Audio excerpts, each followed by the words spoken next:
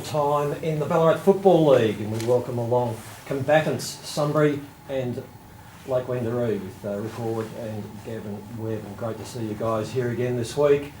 Rick, first of all, how's the player list as far as injuries and that go? Injuries-wise, we're fine.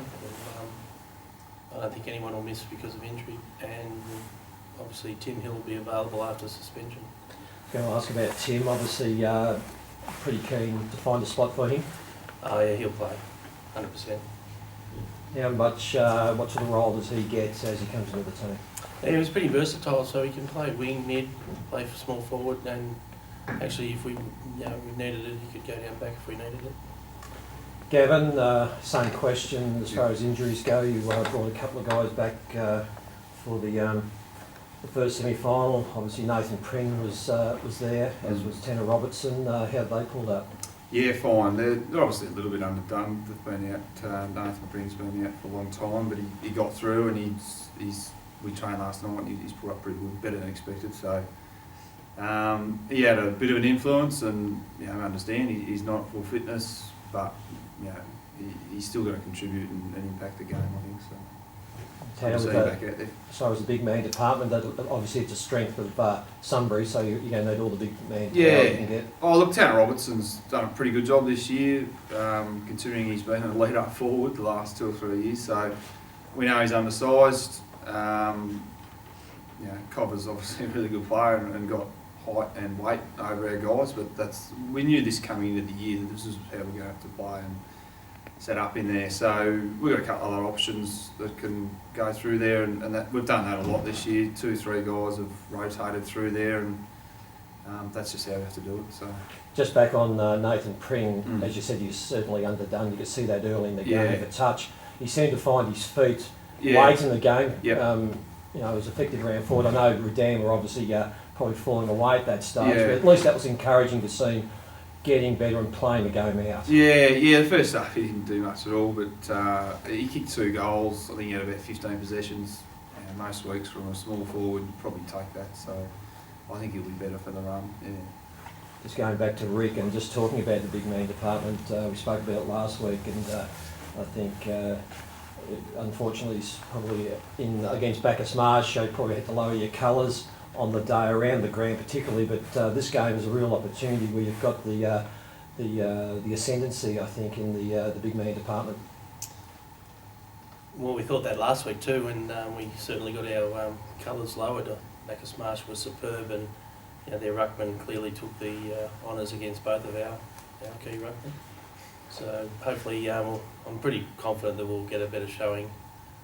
Pretty shell-shocked in the first 17 minutes for them to kick 7 goals, but showed good character to come back to get to 13 points in the third quarter. So I'm pretty sure. We did a review last night, and it was pretty brutal. It was the honesty of the group was to see the way that they performed last week in a final. It wasn't good, but we reviewed it, put it to bed, and started worrying about Lakers. Obviously, starts are very important in any game, but particularly finals. So what are the players talking about to make the difference, that they can come out with a bit more life and just get their hands on the ball? Yeah, well, that was the problem. They looked like they come to play and wanted it more, and our intensity wasn't there. And if you're not switched on in a home and away game, let alone a final, and the level went to another level, and we didn't. So that's the first time that we've had a really poor start this year, to that extent. But like I said, we'll take the positives out of it. We did fight back, and you could have chucked the towel in. 7 straight goals in 15 minutes is pretty damning, but I thought we showed good character to work our way back. And when we stuck to the structures that we put in place, and that's the one thing that came out of the review last night, was that we went way away from the way we wanted to play. What are you going to do differently this week to rise to that new level that you're talking about? Yeah, well, the training, we didn't train Monday night. We gave them the night off. We've been training last 4 or 5 Monday nights with spin and boxing and stuff like that. So we freshed them up with that. Obviously reviewed it intensely on a Tuesday night, which is not a normal thing that we normally do. And obviously we'll make personnel changes as well. So hopefully those three points might turn it around. Can you talk us through those personnel changes? Well, one of them will be Timmy Hill for certain. Happy to say that we really missed him. His endeavour and his hardness around the footy and his run. So we'll bring him back. And there's a couple of other players that didn't perform very well last week, and whether they got a match up against Lakers, we'll decide that on Thursday. Just going across to Gavin, we talked about slow start by Sunbury. Your start, or first half, wasn't where you wanted to be either. Is that concern that was a bit of a hangover from the previous week, or was it different opposition, different day? No, I don't think so. We made a couple of really bad errors, which probably gave it in a couple of goals. And they kicked pretty straight. The game was very physical, and they skipped all the way. You sort of look at the scoreboard, geez, they're 20 points up. It didn't sort of feel like that from a coaching point of view. So we just had to work our way back into it, and then we were able to overrun them. So yeah, pleasing to come back. We didn't panic, even though we were 20 points down, and midway through the second quarter. So that's fine. Talk about personnel changes for you guys. You obviously got the players back, and there's no one else injured at this point, is there? Well, Tom Carey didn't play on the weekend, so he was a late pull-out. I mentioned last week. He's had an ongoing foot problem.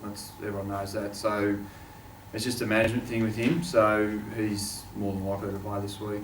He trained last night. I haven't spoken to him today, but I'm sure he pulled up okay. So he'll just have to train Thursday, and I think he'll be fine. Prelim final. There's no tomorrow if we lose, so he'll have to push through and do his job. So every team has a role player usually, and Dan Marnie's one you've used in recent weeks as a run with or tagger, however you want to call it. And obviously at the weekend he was stuck like glue to Nathan Horbury.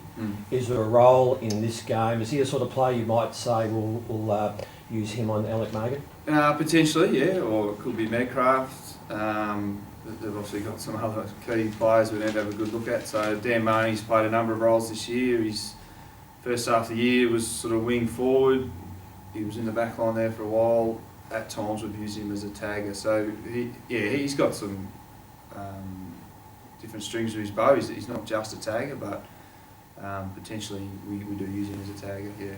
You had a great last quarter to overrun Redan. Does that give you some confidence that even if you're behind that you can? Yeah, I think so. Look, we had to respond from the week before. The Bacchus Smash did the same to us, except they did in the second half. So that was way too good for us on the day. So we had our review, and we had to bounce back, and we did. Took us a quarter and a half to get going, but we earned the right to that double chance. We blew that in the first week. They're all elimination finals from now on. So. We take some confidence from it that we know our best football is good enough to put us in a position at some stage, but potentially win the game, and that'll be no doubt this week. There'll be momentum swings, and we've just got to take our chances and start well and go from there. Where do you think this game will be won? Other than the scoreboard, look, Kovacevic clearly has got an advantage in the ruck against our guys, so we're going to have to work very hard for our midfield to break even and hopefully win that battle on the ground. So we'll back our midfielders. They've done a great job over the year.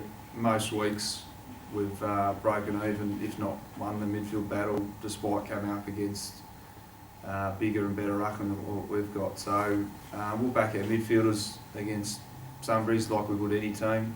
It's going to be a fierce battle in there. There's good players on both sides. Our ruckmen need to compete and create a contest. And then obviously there's key matchups at each end too, so we know how we want to play. Obviously we've got to try and negate Sunbury's strengths, and we need to play to our strengths. So. What about Rick, going back to you? You've relied pretty heavily on the likes of the small players, Jack Lance, and that to kick goals. Josh Burgess has popped up every now and then. How important is it to find a key big forward to really fire on a game like this? Yeah, well, if you look at the scoreboard last week, all our smalls kicked 2. Land kicked, I think, 3.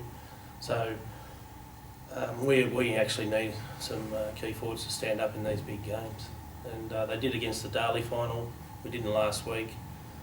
Obviously, we trained last night with an emphasis on conversion and structure and stuff. So we sat here last week and talked about, all the coaches talked about, playing your best footy and producing it on the day, and that's exactly what Bacchus Marsh did to us, and they did it to Lakers the week before. And this week will be no different. Lakers finished on top, 2 games clear for a reason. They're a quality side, and we're going to have to negate their better players and vice versa with ours. And both sides, we're just trying to work to play their best footy on the day. It's there's no tomorrow. I mean, that's something that coaches have talked about all year. With the competition so even, if you don't play 4 quarters, it's at your peril.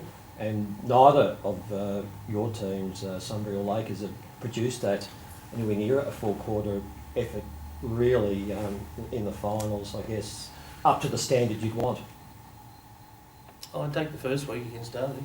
If we could produce that, I'd be happy. We started 6 goals the first quarter against them, and that was a physical game as well, and pretty similar to the Dan Lakers game on Sunday.